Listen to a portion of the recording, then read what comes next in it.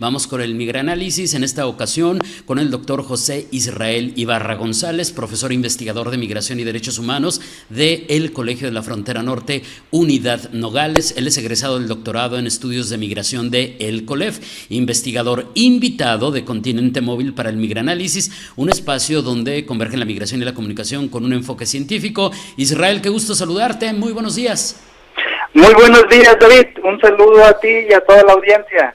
Oye, pues hoy en el Migranálisis de esta ocasión, pues vamos a ver la perspectiva familiar de estos fenómenos de movilidad forzada, de movilidad forzada pues prácticamente en su mayoría, ¿no? Así es, David. Vamos a hablar sobre las crisis que ya comenzaron, siempre han estado, pero ahora vamos a explicar por qué hay una posibilidad de que la crisis en la red de la familia sea aún mayor, sobre todo con las deportaciones que se están dando desde Estados Unidos a México y a otros países, ¿no? Pero vamos a hablar un poco sobre la realidad mexicana y cuáles son los desafíos de la reconfiguración. Es decir, una vez que las familias quedan fragmentadas en uno o varios países, David. Y primero, qué bueno que mencionas esta parte sobre las migraciones forzadas, porque quisiera profundizar un poco en las propias deportaciones, porque tradicionalmente la deportación se le ha tratado como si fuera un trámite administrativo por parte de los países. También, inclusive la propia academia lo analizaba desde los estudios de la migración de retorno. Y la realidad, David, es que las deportaciones atienden más a las características de la migración forzada. Y esto es por el factor de fuerza. ¿Sí? Entonces tenemos, por ejemplo, un autor, Mandic, él señala que una migración forzada tiene implícito un factor de fuerza que puede ser un acontecimiento político o militar que involucra actores sociales violentos y que desplaza a un número significativo de personas en un intervalo relativamente corto. Y basta abrir un periódico, o ahora checarlo por internet, para ver cómo realmente son actores sociales violentos los que están llevando a cabo estas deportaciones masivas. Son actores estatales, sí, son actores estatales, pero finalmente están haciendo uso de la fuerza para expulsar a las personas migrantes, ¿no? Entonces, tendremos que hablar pues de las deportaciones como migración forzada por parte de los Estados Unidos en este caso, y que finalmente, dice Peuzzi de Génova, pues es la expulsión forzosa de extranjeros del espacio tanto físico, pero también del espacio jurídico y social del estado en donde estaban. Entonces, partiendo de ahí, vamos a tratar de entender qué es lo que está sucediendo con la crisis que están viviendo las familias que están siendo expulsadas, David. Claro, y que en este sentido es súper importante que entendamos esto último que comentabas. No solamente es un desplazamiento físico, geográfico, es un asunto en el cual también van estos, pues sí, yo creo que no es incorrecto decirles abusos en función de las leyes vigentes de protección a personas que están en determinadas circunstancias, lo cual es un factor determinante para poder entender todo esto. Así es, David. Y un antecedente, digamos, que tenemos en cuanto a esta crisis en la red social familiar es precisamente con Obama, ¿sí? Durante sus 2 periodos de mandato, él expulsó a más de 3 millones de personas. Y producto de esa expulsión, vimos los resultados de investigación, de mi propia investigación, cómo las familias se fragmentaron, sobre todo lo vimos muy marcado en la frontera norte de México. Entonces, por ejemplo, un dato, en la frontera norte de México, en los estados pegados, digamos, a los Estados Unidos. Los hogares unipersonales, de acuerdo a la encuesta nacional de ENADIT, de la dinámica demográfica, eran de 23% que contaban con una persona deportada. En otras palabras, ¿qué quiere decir esto? Personas que terminaron viviendo solas y que eran su propia familia, eran 23% de los hogares que contaban con presencia de personas deportadas. Mientras aquellos que no eran deportados, es decir, que salían sin esta fuerza de la que hablábamos al principio por parte de estos actores sociales violentos, eran de 12%, y en general los nativos vivían solamente el 5%. Entonces estamos viendo esta diferencia tan grande que mientras quien no es un migrante de retorno o deportado, es decir, un nativo, solamente el 5% de las personas viven solas. En el caso de las personas deportadas es el 23%. Es grave el proceso. Pues es lo que Israel llamamos coloquialmente la separación de las familias. Así es, y que quedan sin construir una nueva familia, y muchas veces se pierde el vínculo, inclusive hasta transnacional o de manera virtual. Y en el caso de la familia nuclear, hablando de la familia tradicional, tenemos muchos tipos de composiciones familiares, pero hablando de la familia nuclear tradicional, con hijos y padre y madre, solamente el 43% de las personas, de los hogares con personas deportadas, tienen esta estructura, mientras aquellas que fueron no deportadas en la frontera norte, sino que regresaron como retorno, era el 65%, y los nativos el 66% viven esta estructura. Entonces estamos viendo ahí cómo las familias nucleares, después de una deportación, prácticamente se fragmentan, y es complicado que vuelvan a formar un hogar. Y ahora, para para la reestructuración y después de pasar por estas crisis, de ser víctimas, porque no hay otra palabra para mi punto de vista, de esta deportación, de esta migración forzada, se encuentran diferentes formas en que las personas tratan de volver a construir su familia.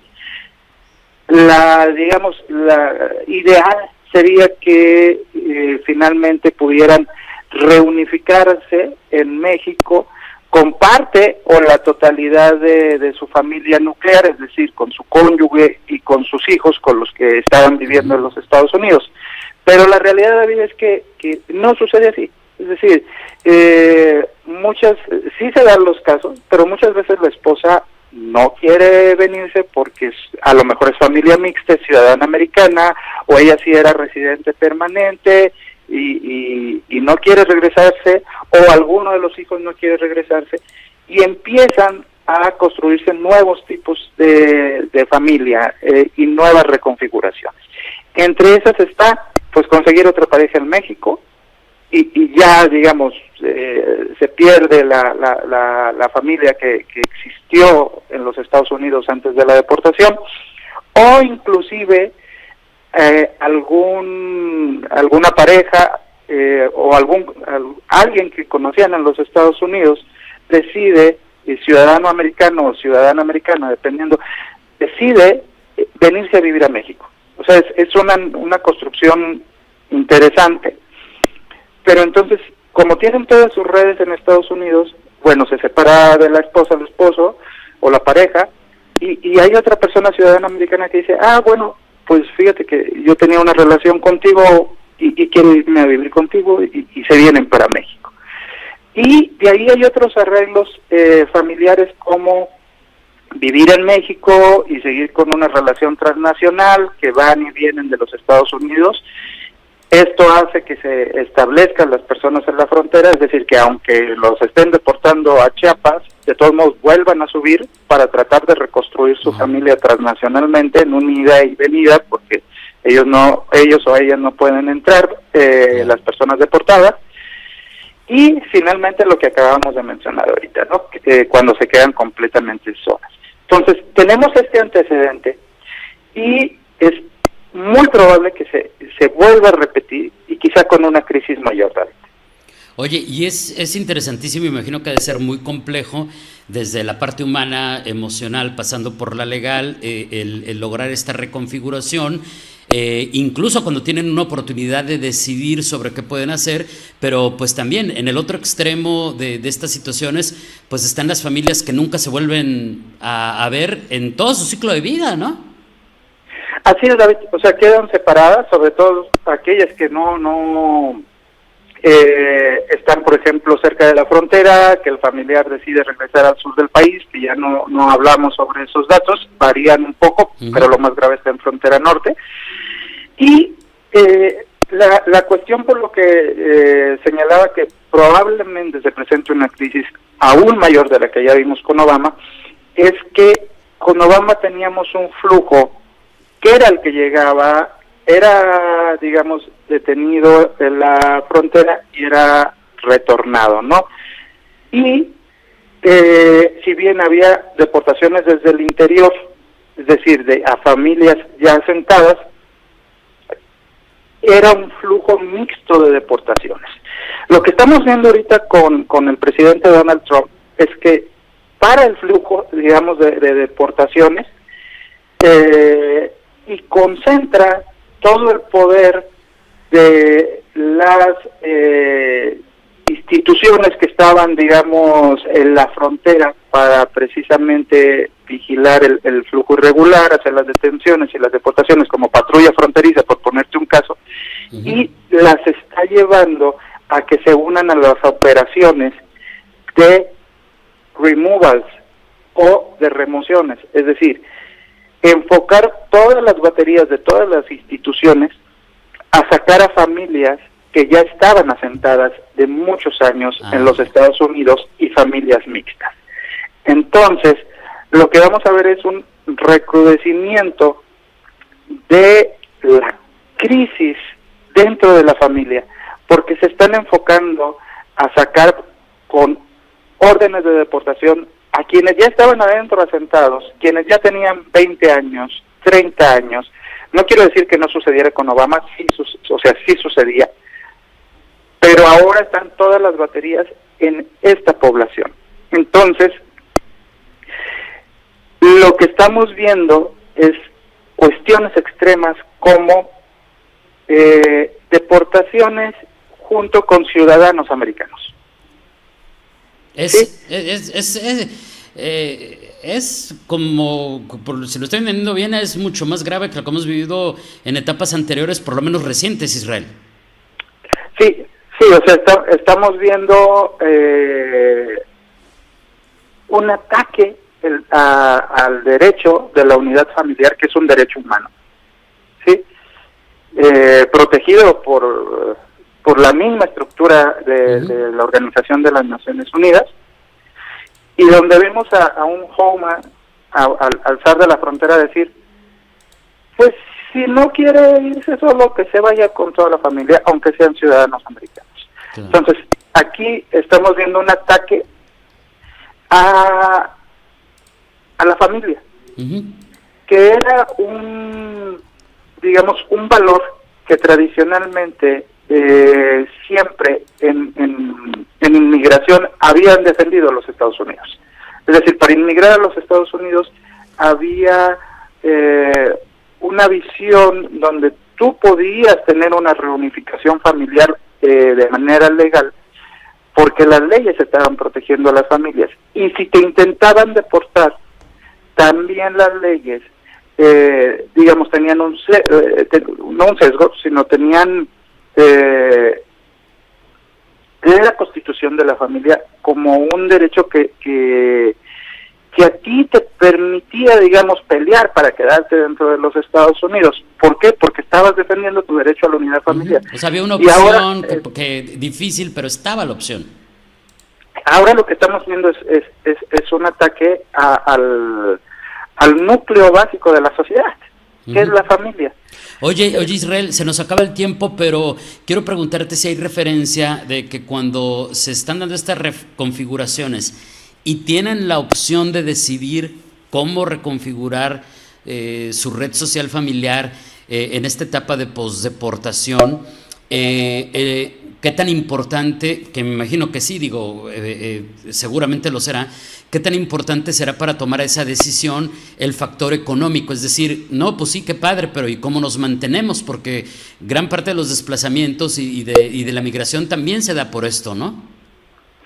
Sí, David, efectivamente, y eso es algo que entonces ya entra como una presión al país de origen, ¿no? Al país a donde están siendo deportados, y cuáles van a ser los mecanismos legales y sociales para apoyar una integración a largo plazo, porque esto no es un proceso de un día para otro. Claro. Está muy bien toda la estructura de apoyo humanitario a la salida, es decir, cuando eres deportado, porque vienes en una crisis, en un shock, pero este proceso de reconfiguración familiar es a largo plazo. Entonces, es decir, ¿cómo voy a apoyar a mi propio ciudadano para que no pierda su familia? ¿Cómo le voy a dar trabajo? ¿Cómo le voy a dar papeles? Y ya no hablamos, pero ¿cómo voy a hacer que vuelva a tener un sentido de pertenencia a su país de origen, cuando muchos de estos ciudadanos pues llegaron a los 3, 4 años a los Estados Unidos, no sienten identificación alguna con el país, salvo lo que su propia familia les haya desarrollado, digamos, de amor al país de origen, ¿no? Entonces, ¿qué es lo que se va a hacer de este lado? Y ese es otro microanálisis que tenemos que desarrollar para lo que viene, David. Sí, pero qué complejo lo que hoy nos narraste, sin duda importantísimo ponerlo sobre la mesa. Israel, como siempre, muchísimas gracias, un abrazo a la distancia y nos escuchamos muy pronto. Mientras tanto, excelente miércoles, buen día. Igualmente, David, un saludo a toda la audiencia, un abrazo. Gracias, es el doctor José Israel Ibarra González, profesor investigador de Migración y Derechos Humanos del Colegio de la Frontera Norte, Unidad Nogales, investigador invitado de Continente Móvil para el migranálisis de esta ocasión.